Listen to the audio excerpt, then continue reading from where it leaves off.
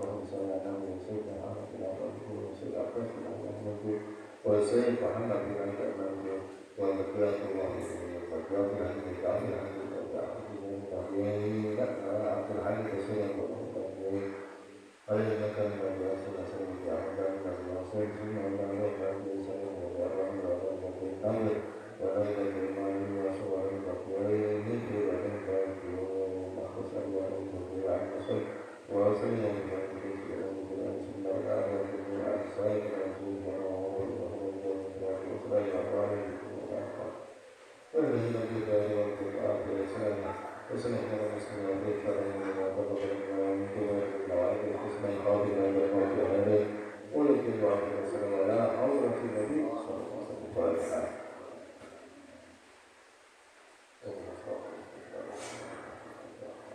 بسم الله الرحمن الرحيم الحمد لله العالمين اللهم صل وسلم على سيدنا محمد وعلى آله وصحبه أجمعين اللهم إنا نسألك بهذه الفاتحة المعطرة وسلم وسلم أن تفرحنا بكل خير وأن تتقوى عنا بكل خير وتجعلنا من أهل الخير وتعلمنا ومولانا وعنا التوبان الخير وأن تفرحنا بأمرنا وأنفسنا وأولادنا وأصحابنا وأحبابنا من كل منا وبصر أحوال إنك بكل خير وتتقى بكل خير ومؤمن بكل خير يا أرحم الراحمين اللهم إنا نسألك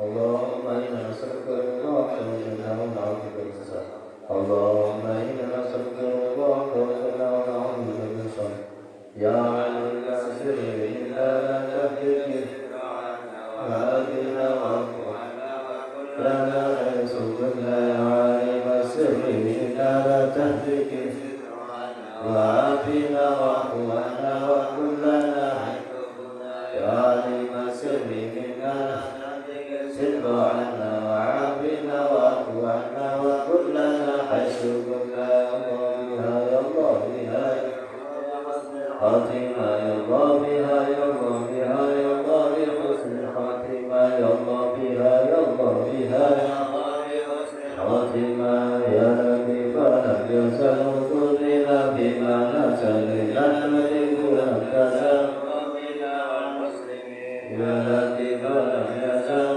قلنا بما نزل نملك لك سرنا والمسلمين يا لطيف لم يزل قلنا بما نزل نملك لك سرنا والمسلمين يا لطيف للفقير يا عليم يا علي ربي خلقي وطولنا يا لطيف يا عليم يا غفير يا الله يا لطيف بخلقي يا عليم بخلقي يا علي ربي خلقي وطولنا يا لطيف يا عليم يا غفير يا الله يا لطيف بخلقي يا عليم بخلقي يا علي ربي خلقي وطولنا يا عليم يا خبير يا الله يا أمان الخائفين آمنا يا أمان الخائفين سلمنا لمن يا أمان الخائفين نجنا مما نخاف يا أمان الخائفين سلمنا مما نخاف يا أمان الخائفين سلمنا مما نخاف يا أمان الخائفين نجنا مما نخاف وإلى آخر الرسول محمد صلى الله عليه وسلم الفاتحة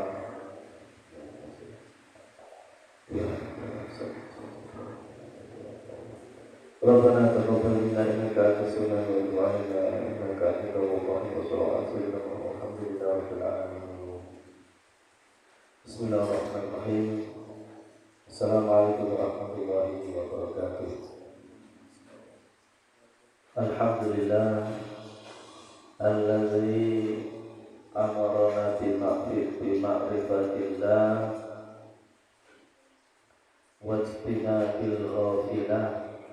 أشهد أن لا إله إلا الله وحده لا شريك له وأشهد أن سيدنا محمد بن عبد الله وعلى آله وصحبه ومن والاه. رب اشرح لي صدري ويسر لي أمري واحلل عقدة من لساني يفقهوا قولي. رضيت بالله ربا وبالإسلام دينا وبمحمد نبيا ورسولا Rabbi zidni ilma warzuqni fahma. Amin ya rabbal alamin. Ini kita lanjutkan kembali kajian kitab Al-Hikam pada kalam hikmah yang ke-6. Bismillahirrahmanirrahim. Qala musannifur rahimahullah ta'ala bi ilmihi wa nafa'ana bihi. Kata beliau, "Idza fataha laka wijhatan min at-ta'arufi fala tubali ma'ha in qalla amaluka fa innahu ma fataha laka illa wa huwa yuridu an yata'arrafa ilaika lam ta'lam anna at-ta'arrufa huwa muriduhu alaika wa la a'malu anta muhtiyaha ilaik wa aina ma tuhdihi ilaihi mimma huwa mawruduhu alaihi."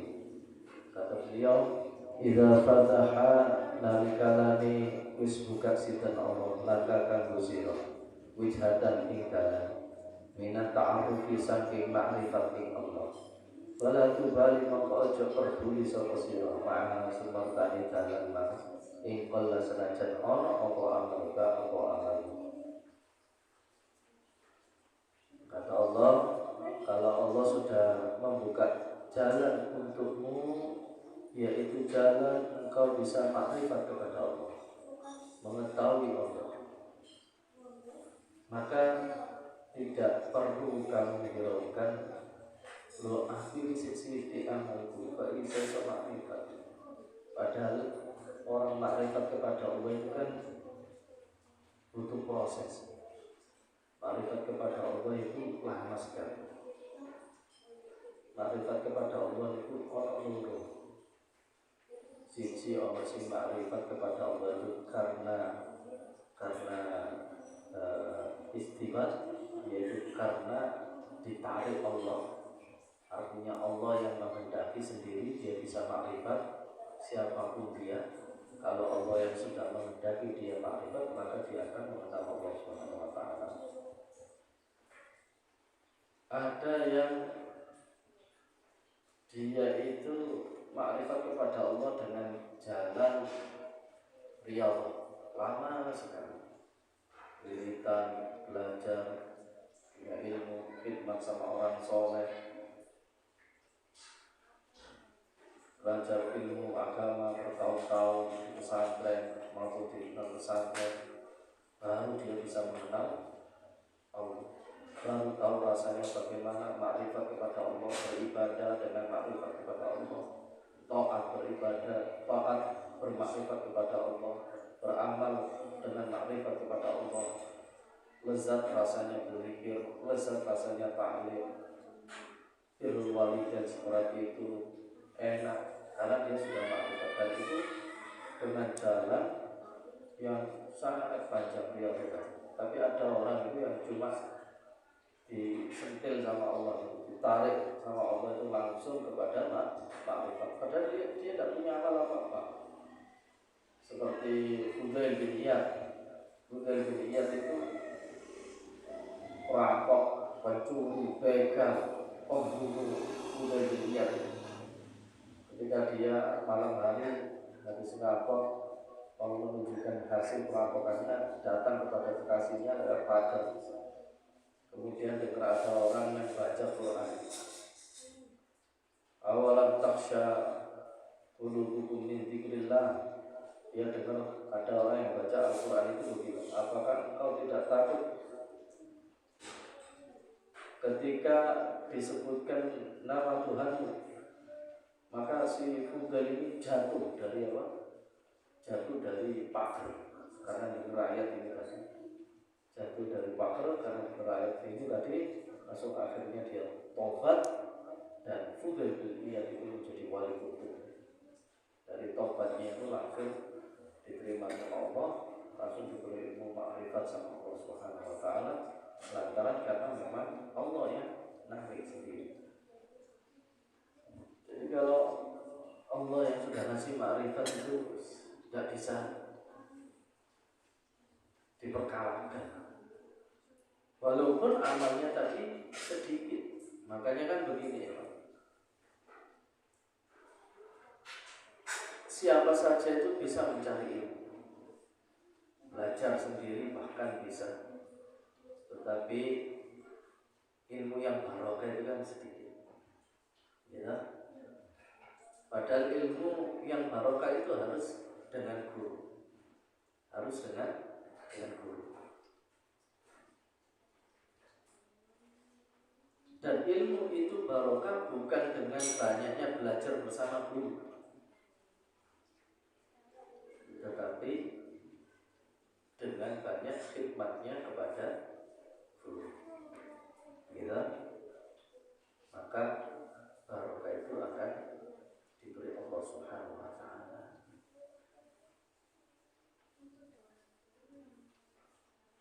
Nah, padahal barokahnya ilmu itu tadi ketika gurunya itu ridho kepada muridnya.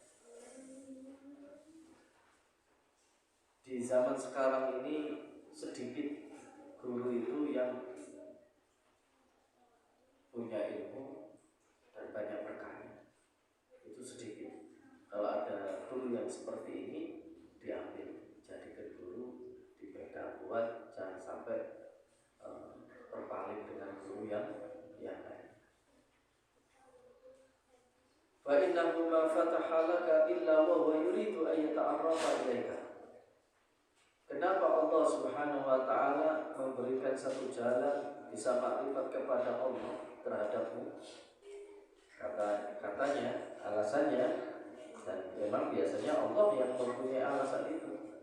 Fa innahu, maka sesungguhnya Allah Subhanahu wa taala ma fataha laka, tidaklah membukakan jalan kepadamu, yaitu makrifat kepada Allah Subhanahu wa taala, illa wa huwa yuridu an yata'arrafa ilaika, kecuali dialah Allah yang menghendaki engkau makrifat, engkau bermakrifat kepada Allah Subhanahu wa taala, ay yata'arrafa ilaika.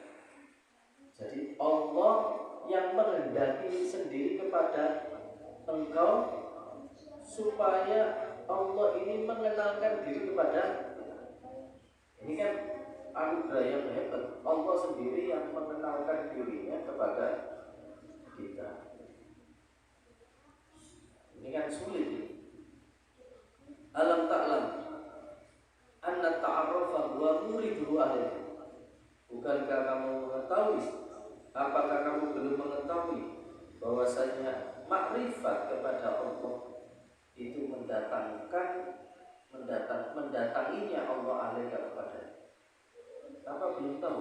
Jadi yang namanya makrifat itu Allah sendiri yang mengenalkan dirinya kepada kita. Allah wujud dan baqa.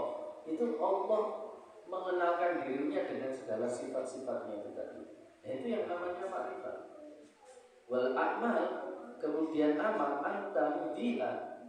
Kita punya ilmu, kemudian kita beramal, itu hadiah aja, pemberian Allah. Amal-amal kita ini pemberian yang mau kita hadiahkan kepada Allah Subhanahu wa taala. Sekarang pertanyaannya, wa aina ma tuhdi ilaihi mimma huwa muridu alaika. Pertanyaannya, lebih baik mana Allah yang mengenalkan dirinya sendiri kepada panjenengan dan panjenengan ingin mengenalkan diri kepada Allah Subhanahu wa taala.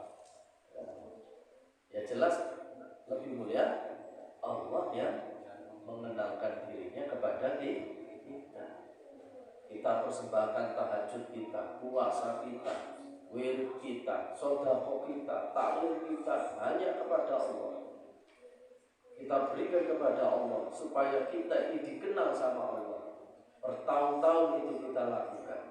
Tapi ada orang ini yang itu seperti Fudil tadi, jarang taklim, tidak kenal majelis taklim, tidak kenal, tahu-tahu dia langsung dikasih makrifat sama Allah. Yang memang itu kehendak Allah Subhanahu wa taala. Kita tidak bisa menjadi seperti itu. Nah, karena itu memang apa? Pemberian Allah Subhanahu wa taala. Sedikit diberi ilmu tapi makrifat. Ada orang itu sedikit diberi ilmu, sekali zikir rasanya nikmat, lezat, nangis, ya. Dikasih makrifat sama Allah sedikit, tapi istiqomah. Daripada yang dikasih banyak, tapi nggak istiqomah. Ya. ngaji seperti ini kalau tidak ngerti rasanya ngaji ya aku paling udah kayak gini apa penting nang omah dulu kumpul lalu keluarga ya kayak saya seperti ini yang penting di rumah parking jadi bangkit langsung pengajian kesel ya kesel.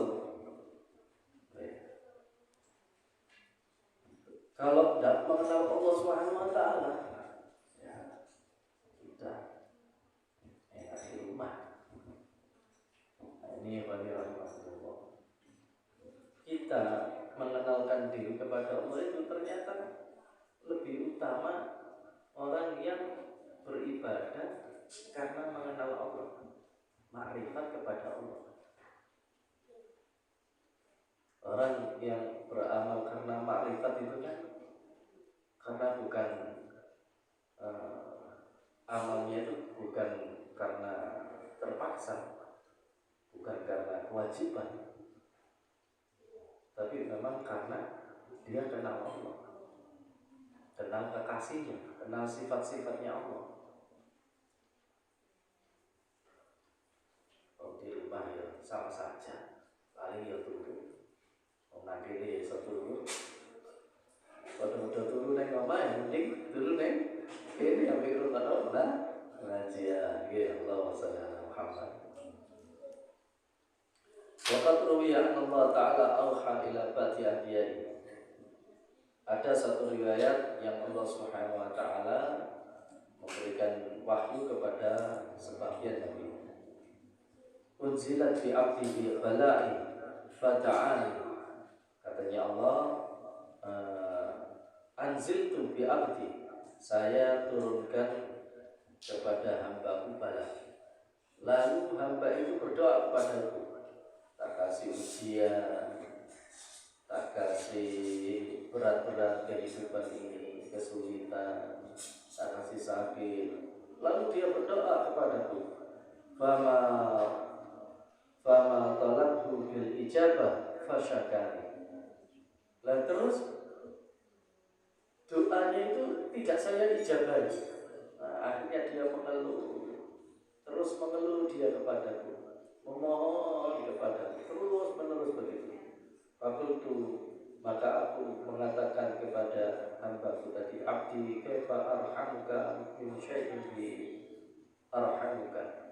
Katanya Allah, hamba-Ku, bagaimana aku mengasihimu dari sesuatu yang sesuatu itu aku mengasihi di dalam sesuatu itu. Artinya begini, wahai hamba-Ku, kamu kan tak kasih sakit sama kamu minta disembuhkan, terus tidak saya sembuhkan penyakitmu itu. Kamu berdoa terus. Artinya apa? Ternyata kamu bisa merasakan betapa nikmatnya berdoa ketika kamu diberi sakit itu tadi. Nah, sakit itu ternyata rahmat Allah, dan di dalam sakit itu ada rahmat Allah yang sangat nikmat sekali ketika kita berdoa. Sehingga bisa merasakan lezatnya berdoa itu ketika ada sesuatu itu tadi. Maksudnya apa? Kalau kita ini kan berdoa kan biasanya biasa saja. Apalagi kita sudah punya rumah, sudah ada kendaraan, sudah punya keluarga, sudah punya anak, sudah ada sehat, sudah ada. Ya doanya biasa saja. Rabbana atina fid dunya hasanah. Jadi tidak ada rasanya. Tapi coba kalau itu nggak ada salah satu dikasih sakit seumpamanya, doain tenanan, ya Allah, kalau ingin paling sembuh, melalui kalau sembuh kalau sakitnya wis merencanakan ini. Jadi iso ngrasake memang kita itu tipe loginya itu memang dikasih musibah dulu baru bisa merasakan rasanya nikmat. Itu kita. Ada banyak Allah itu yang tidak perlu dikasih apa-apa, tapi mereka sudah merasakan lezat. Makanya para nabi itu tidak akan pernah berhenti dari musibah. Nah, orang-orang yang mulia di sisi Allah itu selalu diberi ujian sama Allah Subhanahu wa taala. Apapun ujiannya Allah, dan tidak ada pilihan bagi mereka. Tapi bagi orang yang makrifat kepada Allah, maka di balik ujian itu terdapat kasih sayang Allah Subhanahu wa taala. Dalam hadis Abi Hurairah radhiyallahu anhu anna Rasulullah sallallahu alaihi wasallam qala Allah tabaraka wa ta'ala idza tuliyat 'abdil mu'min falam yashukni illa uwajuhu anshatathu min uqali wa aqiltuhu lahman khairan min lahmi wa daman khairan min dami wa ista'idul amala. Dalam hadis yang lain itu disebutkan Allah Subhanahu wa taala tabaraka wa taala berfirman, "Idza tuliyat 'abdul mu'min." Kata Allah, kalau aku ini menguji hambaku yang mukmin, yang beriman, falam yasyukni, kemudian dia ini tidak mengeluh, tidak berkeluh kesah kepadaku, enggak meminta kepadaku, maka ila uwadu ansyatathu min uqali, maka aku datangkan kepadanya, artinya aku datangkan akalnya dia, aku matikan. Maksudnya dia sama sekali tidak mengeluh. Jadi logika itu aku lorong kenapa? Padahal tak jaga makanannya.